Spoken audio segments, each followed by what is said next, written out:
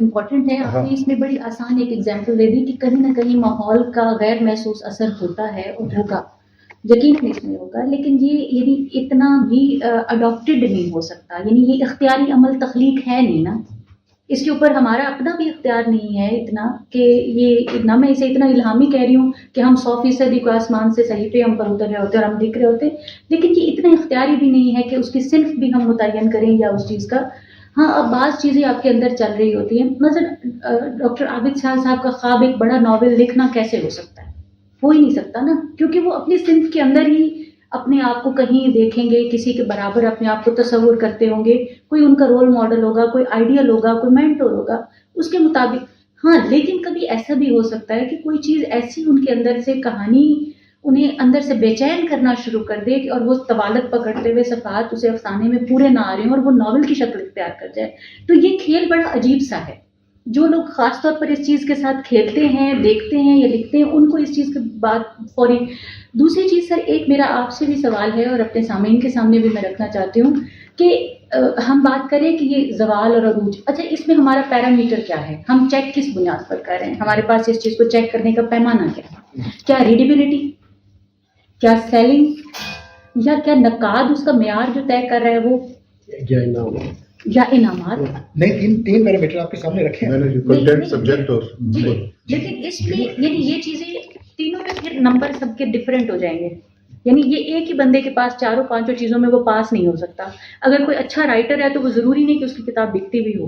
ایک بہت اچھا جو ہے وہ تخلیق فن پارہ ہے اور ہو سکتا ہے کہ اس کو ریڈیبلٹی اس کی نہ ہو. تو یہ ساری چیزیں یعنی ہر ایک کے اوپر ہم اپلائی نہیں کر سکتے. اس میں اصل میں ادب کا اپنا معیار جتنا ہمیں, میں نے جیسے عرض کیا کہ اس میں اپنی ایمانداری ہماری جس طرح باقی شعبوں کے اندر اس میں ہم نے کہیں نہ کہیں کھویا ہے اپنے آپ کو, اپنے اخلاقی معیارات کو. ہم نے اپنی تخلیق میں بھی کہیں نہ کہیں کچھ کیا اس طرح کا کہ ہم یعنی وہ لوگ سامنے آ گئے جو اپرچونسٹ تھے اور وہ لوگ پیچھے رہ گئے جو جینون رائٹرز تھے, اور ہمارا نقاد جو ہے وہ یعنی دوست احباب کے نظر ہو گیا. یعنی مجھے کتاب ایک ملی ہے تو میرے اوپر فرض ہے کہ میں اس کے اوپر توصیفی کلمہ لکھوں, اور اگر میں نہیں لکھتی تو ظاہر ہے مجھے میرے اوپر ایک اخلاقی دباؤ بھی اور بازو کا دوست احباب کا دباؤ بھی ہو سکتا ہے. تو اس میں یعنی ہم جس ناول کے اوپر آپ کے 3-4 تبصرے اچھے لوگوں نے لکھ دیے, ہمیں لگنے لگتا ہے وہ ناول بہت اچھا ہے. جس افسانہ نگار کا بہت اچھا لیول پر پذیرائی ہو رہی ہے, لیول سے میری مراد یہ ہے کہ اس کو بڑے اداروں میں اس کی سرپرستی کی جا رہی ہو یا اس میں بڑی محفلوں میں اس کی سرپرستی کی جا رہی ہے. تو اچھا, اب وہ جو آپ نے ایک بڑا پیارا جملہ کہا کہ ماحول کے اوپر ان چیزوں کا امپیکٹ ہے. اب یہ بچہ میرا یہ دیکھ رہا ہے کہ یہ اس بندے کو تو فلاں جگہ پر بھی رونمائی بھی ہو گئی, یہ بھی ہو گیا, تو یقیناً یہ کتاب اچھی ہے. یہ چیز اس کو اس کتاب کی طرف لے کر جا رہی ہے. تو یہ طبعی جو عروج و زوال ہے, اس میں ہماری اخلاقی عروج و زوال کے اندر بھی شامل ہیں چیزیں, اور ہمارے نقاد کا عروج و زوال بھی شامل ہے, کیونکہ نقاد طے کرتا ہے کہ ٹرینڈ کیا ہوگا, ایسا ہے نا. لیکن ہمارا نقاد ٹرینڈ سیٹ کرنے میں ناکام جا رہا ہے کہیں کسی حد تک. جناب پروفیسر. اچھا, میں ویسے حفیظ صاحب نے جملہ بولا تھا کہ میں نے 4 صفحے لکھے اور پھر میں نے چھوڑ دیے,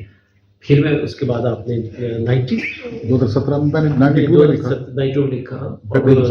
لیکن آپ نے سر یہ کہا کہ تب میں اتنا میچور نہیں تھا, جب میں میچور نہیں تھا تب افسانے لکھا. میری اپنی فیلنگ تھی, لیکن ناول کے لیے میچور نہیں تھا. ٹھیک ہے. اچھا, یہ جو ایک میرا خیال ہے کہ ہم ریڈر کو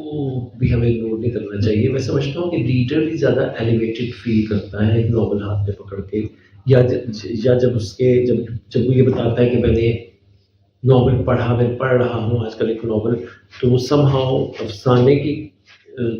وہ کمپائلیشن سے کہیں مجھے لگتا ہے کہ وہ بہتر محسوس کرتا ہے, سیٹسفیکٹوریلی ہوتا ہے. اس میں کوئی شک نہیں کہ ایک کنکلوژن آتا ہے ناول میں فائنلی, اور وہ ناول کے بارے میں فیصلہ بھی تبھی صادر کرتا ہے کہ تب ایز لانگ ایز اس کو پڑھ رہا ہے, اس میں لیو کر رہا ہے اور وہ اس کو انجوائے کر رہا ہے, تو وہ تب بھی اس کا ذکر کرتا ہے, اس کے word of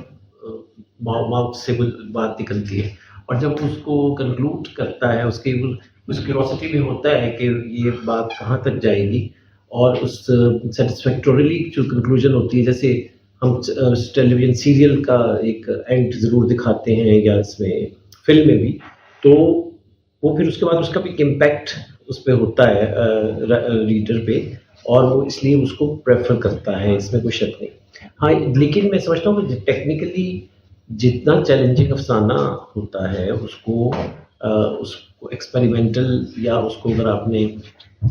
contemporary modern sensibility کے ساتھ بھی لکھنا ہے، اور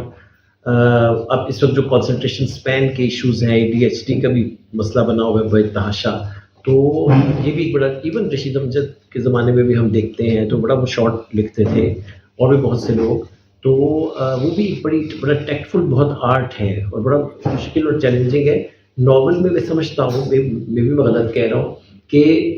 رائٹر کے لیے نا رائٹنگ کے پروسیس میں اس کے پاس آپشن اور مارجن ہوتا ہے کہ میں اس کو آرام سے بعد میں دیکھ لوں گا، جتنے پوٹینشیلز ہیں وہ میں پہلے ایکسپلور کر لوں اور پھر اس کے بعد میں اس کو ایڈیٹنگ میں کر لوں گا، کسی اور سے بھی کروا لوں گا۔ لیکن افسانے کا شارپ ہونا جو ہے نا وہ بہت بڑا چیلنج ہوتا ہے۔ تو آرٹسٹکلی دیکھا جائے تو یہ ایٹ پار کہہ دوں یا مطلب وہ تو پھر ذرا زیادہ مشکل ہے جو افسانہ ہے، تو اس کا افسانہ مشکل ہے، اور افسانے کو افسانے کا ریڈر بھی بہت ایکسکلوسیو ہے نا، اس کو انڈرسٹینڈ کرنا، اور اس کو میں دیکھتا ہوں ایز افسانہ نگار میں دیکھتا ہوں ہلکے کی میٹنگس میں جب میں افسانہ پڑھتا ہوں تو موسٹلی شاعر ہوتے ہیں جو اس پہ بات کر رہے ہوتے ہیں، اور اس کی جو ٹیکنیکلٹی ہوتی ہے اس میں اگر کوئی ایکسپیریمنٹ کیا ہوا ہے اس میں لکھنے کا تو وہ صرف کوئی افسانہ نگار دوست ہی اس کو انڈرسٹینڈ کرتا ہے، ورنہ شاعروں کی جو مطلب یہ نہیں کہہ رہا کہ شاعر